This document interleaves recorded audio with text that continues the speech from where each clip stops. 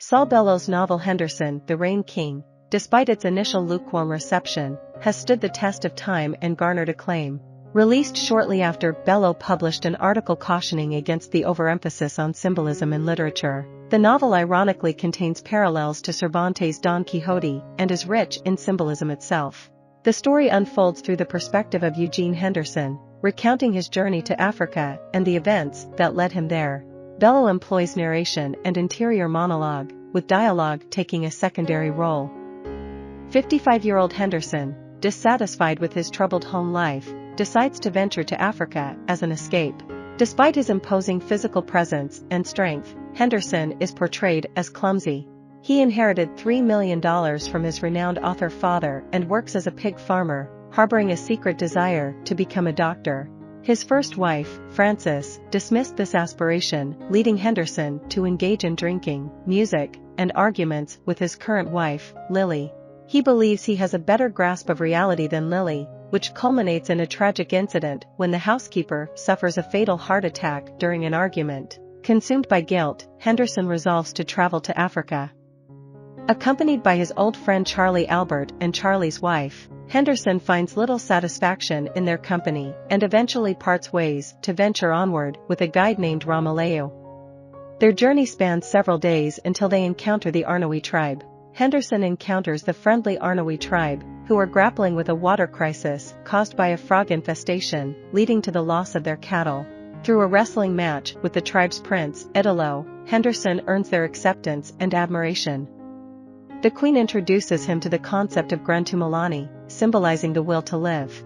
Deeply connected to the Arnowi people, Henderson endeavors to assist them in resolving their water issue. However, his attempt to eliminate the frogs with a bomb backfires, resulting in the destruction of the cistern wall and the loss of water. Disheartened by his failure, Henderson's spirit wanes. Continuing his journey, Henderson encounters the Wariri tribe led by King Dafu. During a rain ceremony, Henderson raises an idol and becomes the Rain King, known as the Sungo. In an effort to help Henderson overcome his inner turmoil, King Dafu urges him to observe and emulate a lion named Adi. The king also imparts the belief that a person's inner self is reflected in their outward appearance. However, a faction led by the priest Banam opposes King Dafu's methods and seeks to manipulate Henderson for their own purposes. Tragically, King Dafu dies while attempting to capture the lion, believing it contains his father's spirit. As a result, Henderson ascends to the position of king as the former Sungo. Grieving the loss of King Dafu and wary of Banam and his followers, Henderson decides to lead the Wariri tribe.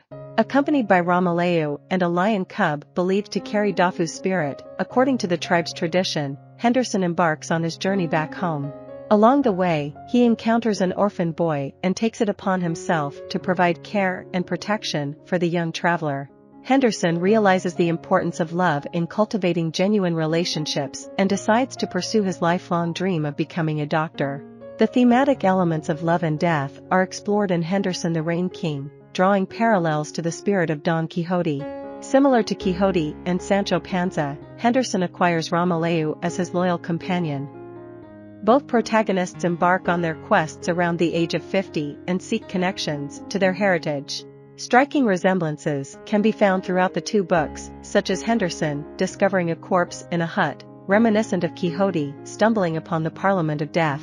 Henderson and Quixote also adopt new names during their journeys, with Henderson becoming the Rain King and Quixote taking on the title of Knight of the Lions. Despite the initial lukewarm response from the New York Times Book Review upon its release in 1959, Henderson the Rain King has risen to be regarded as a respected work in Saul Bellow's literary repertoire. While the review criticizes the novel as an unsuccessful experiment, praising Bellow's previous work, The Adventures of Augie March, for its comedic exploration of modern life, it acknowledges the noble intentions behind Henderson the Rain King, even if it deems the result dismal. I hope you enjoyed this video. Leave a like if you did and be sure to subscribe. Thank you.